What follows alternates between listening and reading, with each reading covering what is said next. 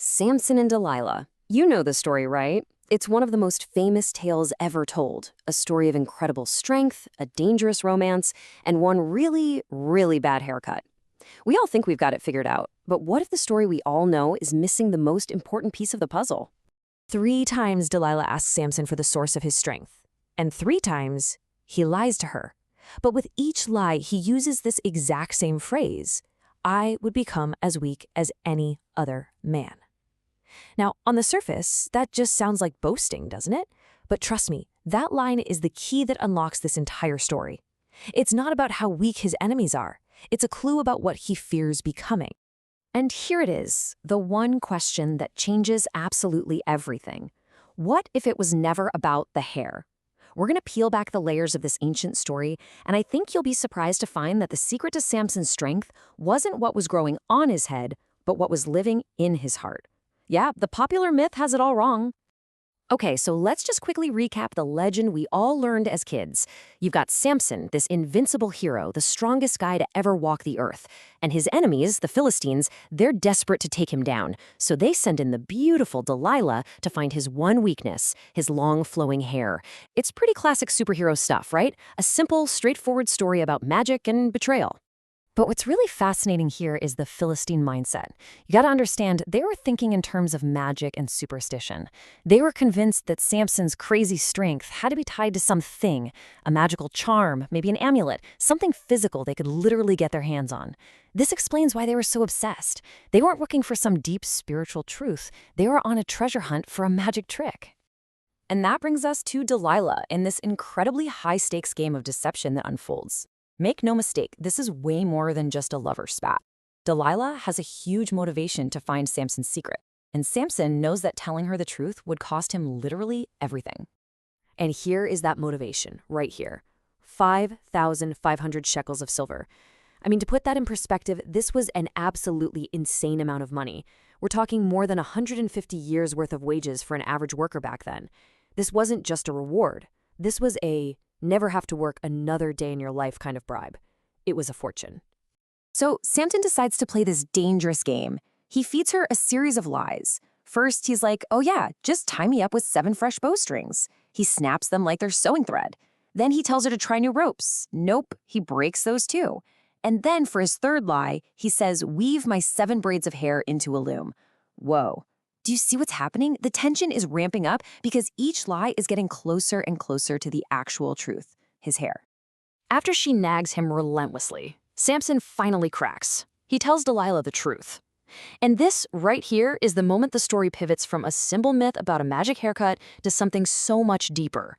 It's a profound lesson about faith. Because the secret isn't in the hair itself, it's what the hair represents. You see, Samson was what's known as a Nazirite, and he'd been one since birth. This meant he was set apart, dedicated to God's service. And this vow came with a specific rule book. But of all the rules, the most visible, the most public sign of his special status was his uncut hair. It wasn't the source of his power, it was the symbol of his connection to that power. So here's the bottom line, the thing that flips the whole story on its head. The myth says his hair was like a magic battery pack. But the reality?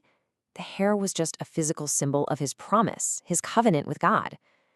Cutting his hair didn't magically drain his muscles. No, cutting his hair was the final, ultimate act of breaking that promise. It was an act of betrayal that severed the divine connection that gave him his strength in the first place. And that symbolism is everything.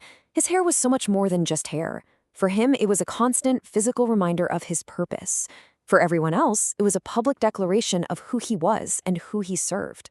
Even his 7 braids were symbolic. They represented the completeness and the sacred promise of his unbreakable vow. The strength wasn't in the hair. It was in the promise the hair represented. Okay, so now, finally, we can go all the way back to that strange phrase Samson kept repeating. Now we can really understand what he meant when he said he would become weak like any other man. This was never about him looking down on other people. It was a deeply theological statement about who he was about to become. See, the specific Hebrew word he uses is Adam. Now, this isn't the word for a specific guy, like a king or a warrior. Adam refers to humanity in its most basic state: mortal, fragile, flawed, limited. You could say it's mankind in its ordinary post-Eden condition. So when Samson says he'll become as weak as any other Adam, he's saying something incredibly profound. He's admitting that by breaking his vow, by cutting his hair, he will lose the one thing that made him different from everybody else, his divine connection. He would no longer be Samson, the supernaturally empowered champion of God. He would just be a man, as frail and as limited as the rest of us. And that's exactly what happens. He tells Delilah the truth. She calls in the Philistines, they shave his head while he sleeps, and this kicks off the tragic but unbelievably powerful final act of Samson's life. When he wakes up, Samson thinks he can just shake himself free like all the other times. But this time, it's different. I mean, this verse is just heartbreaking. In his moment of ultimate betrayal, he is completely unaware that his covenant is broken. The Spirit of God, the actual source of his power, is gone. He's captured, blinded, and turned into a slave. But then, in the darkness of that Philistine prison, we get this one small, quiet, powerful line. His hair, the physical sign of his vow, started to grow back. This isn't just a random biological detail. It's a huge sign of hope. It's a whisper that God's grace is still there, ready to restore a servant who turns back. And that restoration comes in one final, jaw-dropping moment. The Philistines, in their arrogance, drag the blinded Samson into their temple to be the main attraction at a huge festival. He prays one last time for strength, puts his hands on the two main pillars, and brings the whole building down on everyone, including himself. And just look at these numbers. In his entire life, he killed about 1,000 of his enemies. In his death, he took out 3,000. It's this tragic, powerful proof that his greatest strength was never really his own to begin with. So the story of Samson really forces us to ask ourselves a pretty big question. We tend to think of strength as something we own, something internal that we possess, but Samson's life seems to suggest something else. Maybe, just maybe, true world-changing strength isn't about what you have inside you, but what or who you are completely and utterly devoted to.